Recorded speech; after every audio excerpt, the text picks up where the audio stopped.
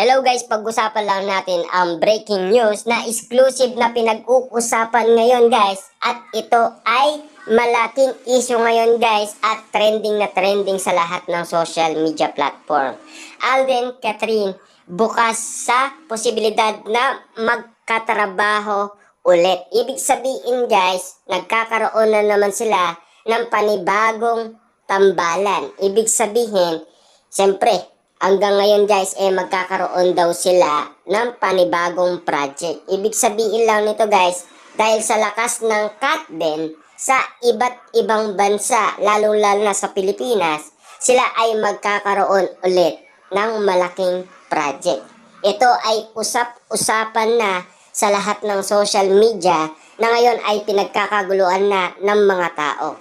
Ang sabi nga naman dito guys ng balita, sa isang episode ng On Cue, kamakailan binahagi ni Alden at Catherine kung ano ang ikinukonsider nila sa pagpili ng susunod nilang proyekto pagkatapos ng Hello Love Again. Once siguro na may magandang istorya, something new, something different to show the people, saad ni Alden. Sigwanda naman ni Catherine. Basta't may magandang material, why not? Ibig sabihin guys, silang dalawa ay talagang gustong-gusto nila na magkaroon ng project ulit. Ibig sabihin, sinasabi ni Alden yung magandang istorya na ipapakita nila sa ibang tao. Sinasabi kasi guys ni Alden na magandang istorya, something new, something different to show the people. Ibig sabihin, yung kikiligin lahat ng mga tao. Yung mai-inlove lahat ng tao. 'Di ba? Kasi yan naman kasi ang inahabol ng karamihan na tao. Pero kung teleserye raw ang gagawin, management daw nilang dalawa ang mag-uusap tungkol sa nasabing bagay. Alam naman ng lahat na kapwa alister na kani-kanilang home network ang dalawa. Bago naman sila i-pitch yun, maraming desisyon yun.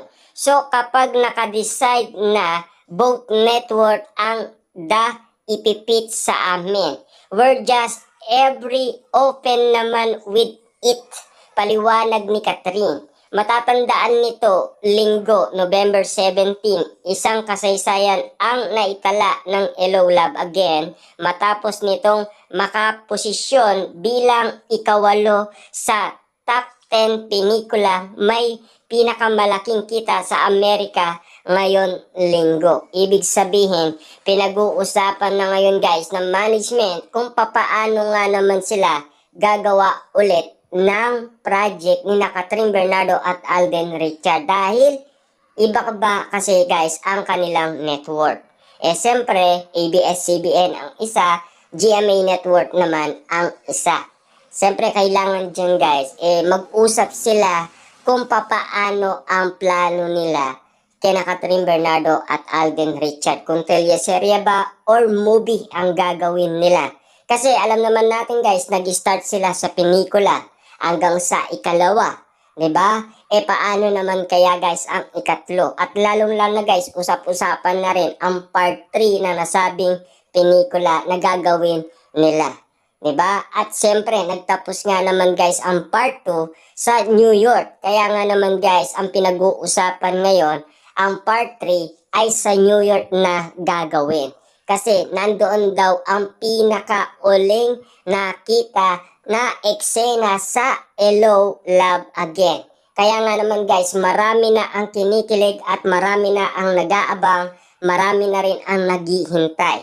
Siyempre, sabik na rin sina Catherine Bernardo at Alden Richard. Kasi kita nyo naman, marami na kasing mga tao ang may gusto na magkaroon ng part 3. Hindi pa nga guys napapanood ang nasabi part 2 ni na Alden Richard at Catherine Bernardo na Hello Love Again, nagre-request na kaagad ang mga OFW ng part 3. Kaya nga naman guys, marami kasi ang may gusto kina Catherine Bernardo at Alden Richard. Kita nyo naman guys, sa iba't ibang bansa, trending na trending ang nasabing pelikulang Hello Love Again.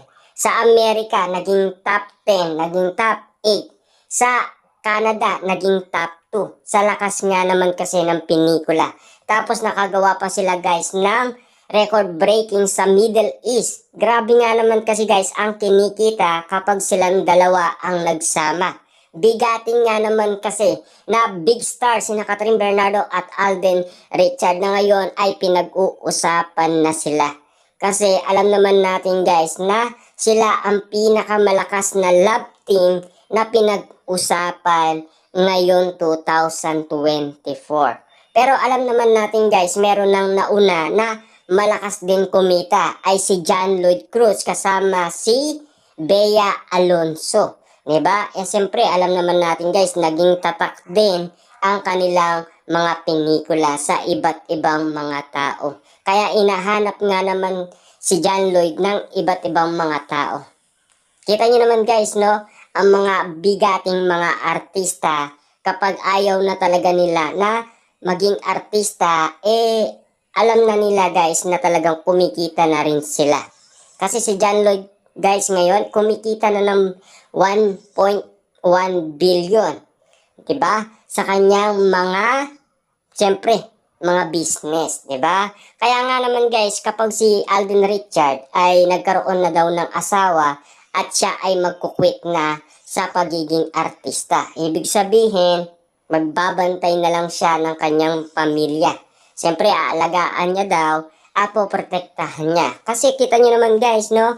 May mga business na rin kasi si Alden Richard na ngayon ay tutok na siya sa kanyang mga negosyo. At lalong-lalo na kung si Catherine Bernardo pa ang kanyang mapapangasawa, meron din si Catherine Bernardo na negosyo. Diba? Kung magko-combine yung dalawang yan, talagang super yaman ng dalawang yan, 'di ba? Kaya nga naman guys, kung magpapansin ninyo na sinasabi din kung magkano din ang kinita ni na Alden Richard at Catherine Bernardo sa nasabing pelikula na Hello, Love Again. Natutok ngayon guys na pinag-uusapan sa social media. Na-ani mo kasi guys, 11 days pa lang kumita na ng 1.06 billion ang nasabing pelikula na napakalakas guys at malakas ang kapit sa iba't ibang bansa. Lalong-lalo na guys ang ating mga kababayan alerto talaga sa kakapanood ng nasabing pelikula dahil nagustuhan nga naman at ang request nila sana magkaroon din na ulit ng part 3. Kaya nga naman guys hindi binitawan